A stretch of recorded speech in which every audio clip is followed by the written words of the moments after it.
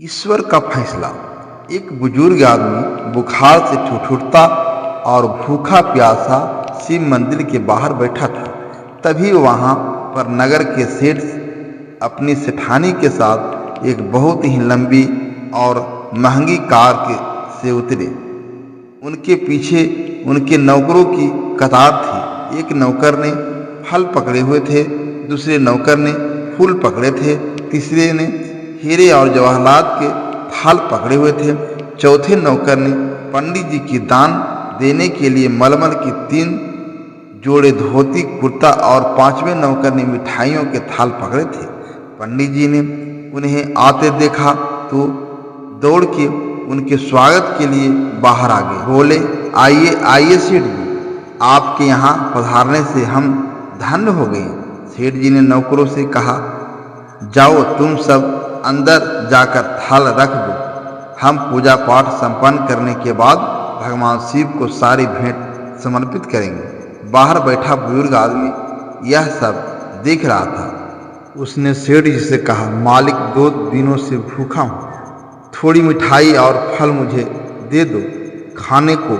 सेठ जी ने इसकी बात को अनसुना कर दिया। बुजुर्ग आदमी ने फिर सेठानी से कहा, मेम साहब थोड़ा कुछ खाने को मुझे दे दो, मुझे भूख से चक्कर आ रहे हैं। सेठानी चीख के बोली, बाबा यह सारी भेंट तो भगवान को चढ़ाने के लिए है, तुम्हें नहीं दे सकते।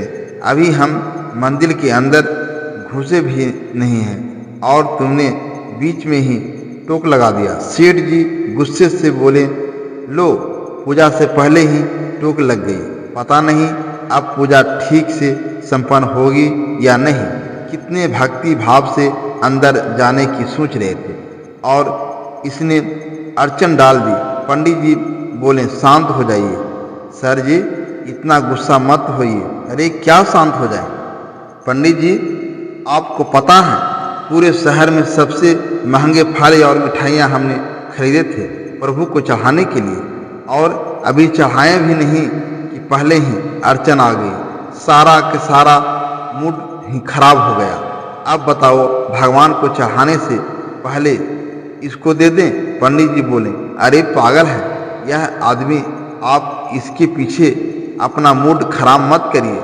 सेठ जी चलिए आप अंदर चलिए, मैं इसको समझा देता हूँ। आप सेठानी के साथ अंदर आइए। सेठ और सेठानी बुजुर्ग आदमी को कोसते हुए अंदर चले गए।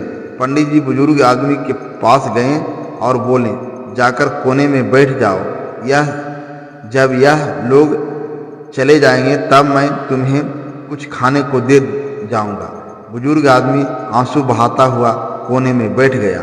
अंदर जाकर सेठ ने भगवान शिव को प्रणाम किया और जैसे ही आरती के लिए थाल लेकर आरती करने लगे तो आरती का थाल उसके हाथ से छूट के नीचे गिर गया। वह हैरान रह गए, पर पंडित जी दूसरा आरती का थाली ले आए। आज जब पूजा संपन्न हुई तो सेठ जी ने थाल मंगवाई भगवान को भेंट चढ़ाने को, पर जैसे ही भेंट चढ़ाने लगे वैसे ही तेज भूकंप आना शुरू हो गया और सारे के सारे थाल जमीन पर गिर गए। सेठ जी थाल उठाने लगे। जैसे ही उन्होंने थाल जमीन से उठाना चाहा तो अचानक उसके दोनों हाथ टेढ़ा हो गया, मानो हाथों को लकवा मार गया हो। यह देखते ही सेठानी फूट फूट कर रोने लगी। बोली, पंडित जी देखा आपने, मुझे लगता है उस बाहर बैठे बूढ़े से नाराज होकर ही भगवान ने हमें दंड दिया है। उसी बूढ़े की अड़चन डालने की वजह से भगवान हमसे नाराज हो गए। सेठ जी बोले, हाँ, उसी की टोक लगाने की वजह से भगवान ने हमारी पूजा स्वीकार नहीं की। सेठानी बोली, क्या हो गया है इसके? दोनों हाथों में अचानक लकवा कैसे मार दिया? इसके हाथ टेढ़े कैसे हो गए? अब क्या करूं? सेठानी जोर जोर से रोने लगी। पंडित जी हाथ जोड़ के सेठ और सेठानी से बोली, माफ करना, एक बात बोलूं आप दोनों से, भगवान उस बुजुर्ग आदमी से नाराज नहीं हुए हैं, बल्कि आप दोनों से रुष्ट होकर भगवान ने आपको यह दंड दिया है। सेठानी बोली, पर हमने क्या किया है? पंडित जी बोले, क्या किया है आपको मैं बताता हूँ। आप इतने महंगे उपहार लेकर आए भगवान को चढ़ाने के लिए, पर यह आपने नहीं सोचा कि हर इंसान के अंदर भगवान बसते हैं। आप अंदर भगवान की मूर्ति पर भेंट चढ़ाना चाहते थे, पर यहाँ तो खुद उस बुजुर्ग आदमी के रूप में भगवान आपसे प्रसाद ग्रहण करने आए थे। उसी को आपने खुश होकर कुछ खाने को दे देते तो आपको उपहार भगवान तक खुद ही पहुंच जाता। किसी गरीब को खिलाना तो स्वयं ईश्वर को भोजन कराने के समान होता है। आपने उसका तिरस्कार कर दिया तो फिर ईश्वर आपकी भेंट कैसे स्वीकार करते? सब जानते हैं कि श्री कृष्ण को सुदामा के प्रेम से चढ़ाए एक मुट्ठी चावल सबसे ज़्यादा प्यारा लगते थे। अरे भगवान जो पूरी दुनिया के स्वामी हैं, जो सबको देने वाले हैं, उन्हें हमारे कीमती उपहार का क्या करना है? वह तो प्यार से चढ़ाए एक फूल, प्यार से चढ़ाए एक बेलपत्र से ही खुश हो जाते हैं। उन्हें महंगे फल और मिठाइयाँ चढ़ाकर उनके ऊपर एहसान करने की हमें कोई आवश्यकता नहीं है। इससे अच्छा तो किसी गरीब को कुछ खिला दीजिए। ईश्वर खुद होकर आपकी झोली खुशियों से भर देंगे।